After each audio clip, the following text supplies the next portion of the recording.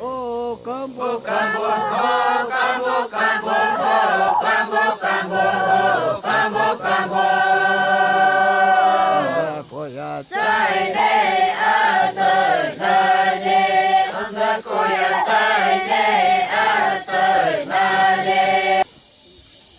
Ouviu o Cambô cantando? Cambô. ô Cambo, Cambo, ô Cambo,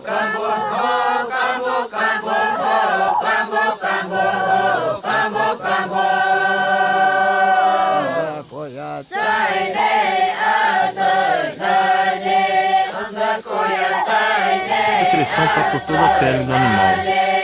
ô Cambo,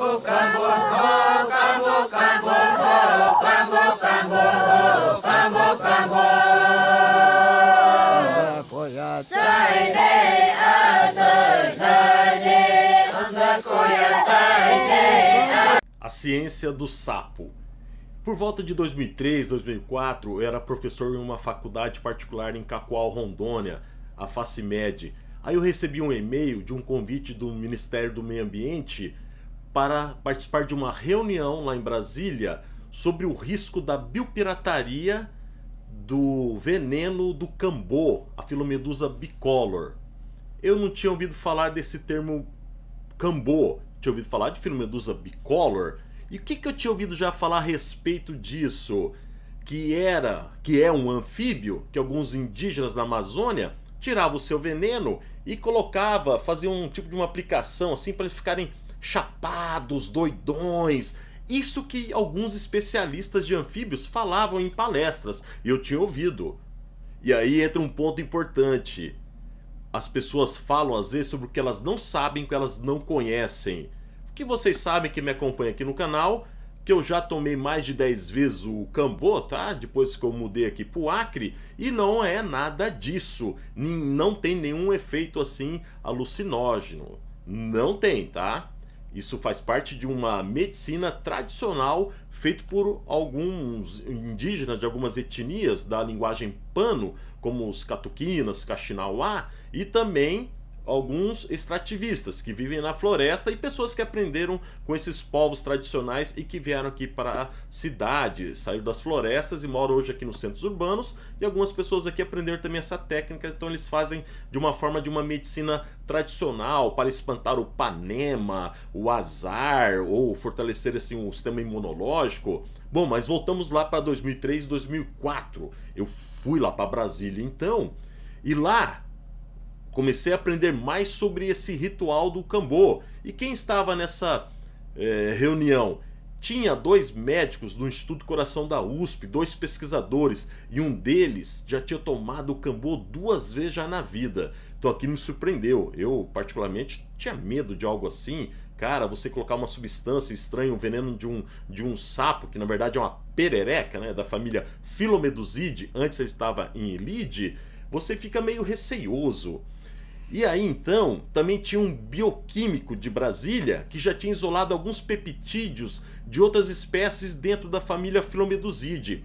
E alguns desses peptídeos mostraram que tinham propriedades antibióticas, especialmente contra alguns protozoários, como o da leishmaniose, que é o gênero Leishmania, e também da malária, que é o plasmódio, e também da doença de Chagas, que é o agente etiológico, é o Trypanosoma cruzi. E agora vem um ponto importante. Isso in vitro, fora de algum organismo animal. Não foi feito com camundongos e muito menos com seres humanos, tá? É uma placa de Petri, meio de cultura, contendo células humanas, que através do isolamento desses peptídeos que eles conseguiram observar essas propriedades aí. E tem uma coisa, essas 3 doenças, a Organização Mundial de Saúde considera doenças tropicais negligenciadas, porque elas acometem as partes das camadas mais pobres de países localizados como aqui na América Latina e também na África e na Ásia. Não que essas doenças ocorram lá, tá? Mas faz parte de uma lista de doenças tropicais negligenciadas. Então é importante você descobrir isso para a humanidade, o potencial farmacológico que o veneno de animal tem a nos oferecer. E ao mesmo tempo, essa reunião foi um pedido da ex-ministra Marina Silva, que na época estava preocupada com a biopirataria, se alguma multinacional pudesse dar uma rasteira e roubar esse saber tradicional desses povos indígenas daqui do oeste da Amazônia. Então essa era a preocupação e teve essa reunião. E aprendi muito naquilo, foram 3 dias incríveis, tá? E eu ouvi falar então de Cruzeiro do Sul, eu nem imaginava que eu viria morar pra cá em Cruzeiro do Sul. E o que mais que aconteceu? Bom, o projeto acabou não acontecendo, tá? O desenvolvimento do que eles queriam. Seriam 4 frentes: os herpetólogos, estudando a bioecologia de filomedusa bicolor na natureza. Os bioquímicos iriam estudar os peptídeos e para que poderiam servir, algumas das suas aplicações. Os antropólogos iriam dar continuidade em seus estudos. Os antropólogos iriam dar continuidade em seus estudos sobre o que esse anfíbio representa culturalmente e socialmente para esses povos, e os médicos iriam pesquisar os efeitos que acontecem no organismo de uma pessoa durante o momento da aplicação, e também sobre possíveis medicamentos que fossem produzidos com o veneno desse anfíbio. Só que não vingou, não teve recurso na época, e aí acabou e desfez o grupo, tá? Cada um foi para um lado, só que eu acabei vindo parar aqui no Alto Juruá, em Cruzeiro do Sul, onde é o epicentro dessa medicina tradicional, a vacina do sapo, a aplicação do cambô. Nós não sabemos cientificamente para que serve a aplicação bruta do veneno do cambô. É um erro, como alguns propagam, que seria uma panaceia, poderia curar tudo, tá? Então aí existe um potencial para ser estudado por pesquisadores dessa área de bioprospecção. Então é fundamental que ocorram pesquisas sobre esses peptídeos e o potencial farmacológico deles, e ao mesmo tempo respeitando as comunidades tradicionais que são detentoras desse saber tradicional, eles que descobriram essa técnica fazendo ciência. E aí, Paulão, o que vocês fizeram aí estando aí nesse local de alta biodiversidade e onde é o berço praticamente do cambô, da vacina do sapo?